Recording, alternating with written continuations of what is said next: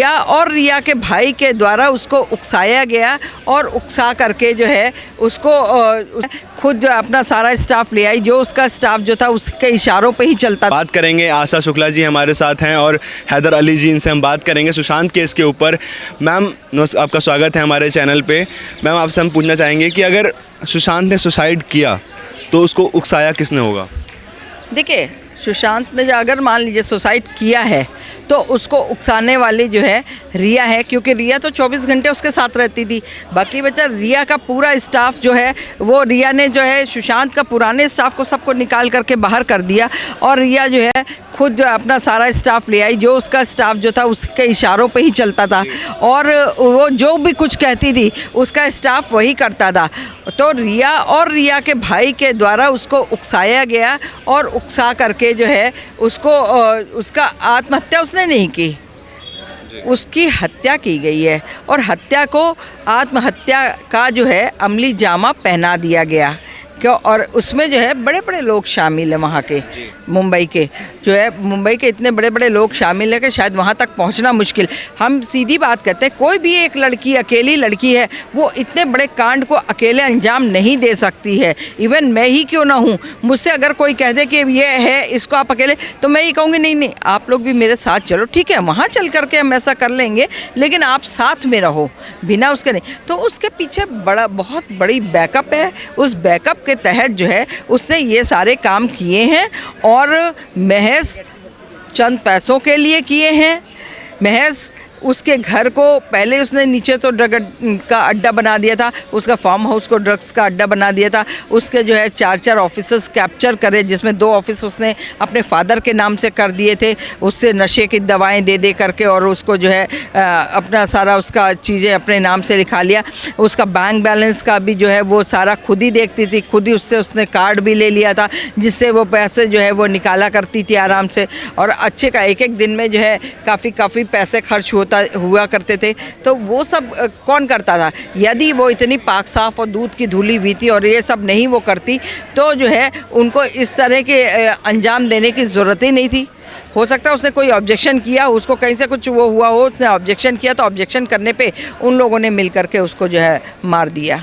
Ma'am Sushant Singh case में AIIMS का अब कहना है कि सुशांत ने मर्डर नहीं हुआ, सुसाइड किया। देखिए, जब किसी की डेथ होती है, यानी कि यदि किसी का मर्डर होता है या किसी ने खुद सुसाइड किया हुआ होता है, तो जो है वो 24 घंटे के अंदर, मतलब उसी समय बॉडी पुलिस आती है, बॉडी लेकर के जाती है और जाने के बाद में जो है पोस्टमार्टम के लिए चली जाती है बॉडी, ठीक है। पोस्टमार्टम कम से कम जो है 8 से 10 घंटे और हद से हद 12 घंटे तक जो है वो पोस्टमार्टम हॉल में अंदर रहती है। उसके बाद में वो बॉडी जो है पुलिस को हैंडओवर कर दी जाती है और पुलिस उसके घर वालों को फिर पूरी करस्पॉन्डेंस लिखा पढ़ी के साथ में जो है वो देती है, ठीक है।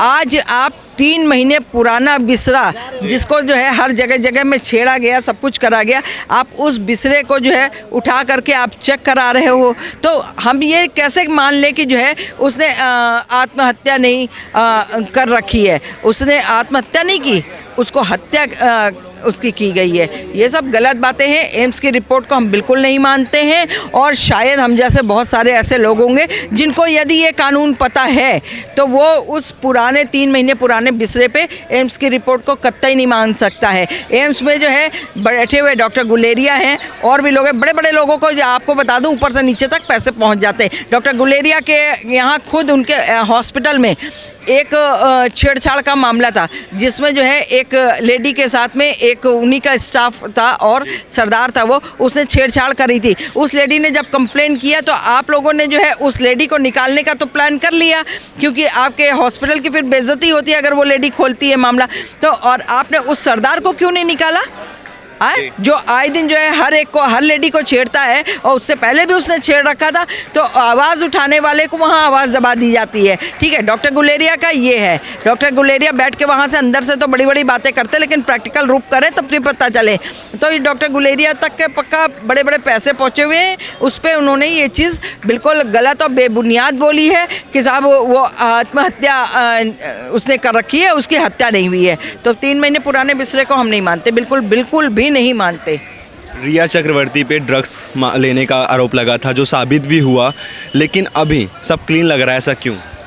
मैंने आपसे अभी क्या बोला कि डॉक्टर गुलेरिया तक पैसे पहुँचे। इसी तरह से आपको बता दूं, ऊपर मुंबई में बड़े बड़े लोगों तक पैसे पहुंचे हुए हैं, और पहुंचाने वाले जो है जितने भी ड्रग्स उसमें जो है माफिया लोग हैं, ड्रग्स में इन्वॉल्व लोग हैं, उन लोगों ने पहुंचाए। संजय राउत ने पहुंचाए, संजय राउत के अंडर कस्टडी में वो है, ठीक है जी। और वो संजय, आपको और क्या बोलूं, मुझे कहते हुए भी शायद शर्म आ रही है कि पता नहीं उसके संजय राउत के साथ कौन कौन से संबंध हैं जिसके तहत संजय राउत उसको बचा रहा। संजय राउत ने और किसी लेडी को क्यों नहीं बचाया?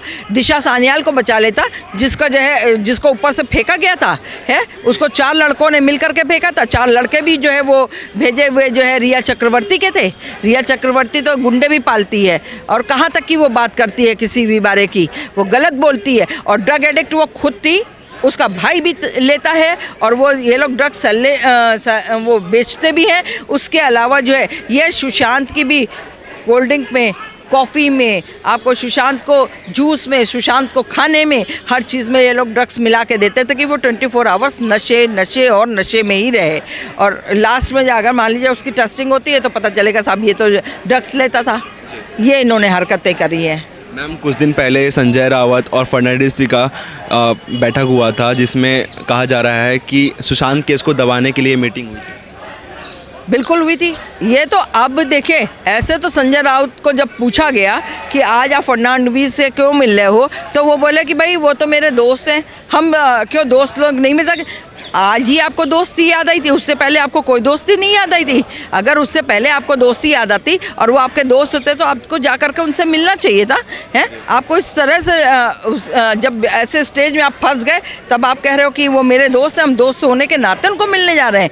ये गलत बातों को संजय राउत मत कहें। संजय राउत एक महागुंडा है मुंबई का, ठीक है। उसको शेल्टर देने वाले जो है आपके उद्धव ठाकरे हैं, और उद्धव ठाकरे इसलिए शेल्टर दे रहे हैं क्योंकि उद्धव ठाकरे का बेटा खुद फंस रहा है उसमें वो भी फंसी है, और वो अपने को बचाने के लिए उसने जो है संजय राउत को जो है छोड़ रखा है। और संजय राउत की उस छूट पर जो है उद्धव ठाकरे जो है अपनी चुप्पी साधे बैठे हैं। अरे तुम आज तक क्यों नहीं कर रहे? अभी तक 2 साधुओं का हुआ था, मर्डर हुआ था, तुमने क्यों नहीं एक्शन लिया? शायद अगर वहाँ की सरकार जो है इतनी बढ़िया थी तो आपको बता दें कि उनको तुरंत एक्शन लेना चाहिए था, ठीक है। जब तक जो है उद्धव ठाकरे के पिताजी जिंदा थे, बाल ठाकरे जी के ज़माने में वहाँ पर जो है बाल ठाकरे की तूती बोलती थी, और बाल ठाकरे के समय पे कोई जो है उंगली नहीं उठा सकता था, समझे, सवालिया निशान नहीं उठा सकता था, जो अब उठा रहे हैं। उद्धव ठाकरे को चाहिए अपनी दुकान चुपचाप बंद कर दें, वो ज़्यादा बेहतर होगा। जी।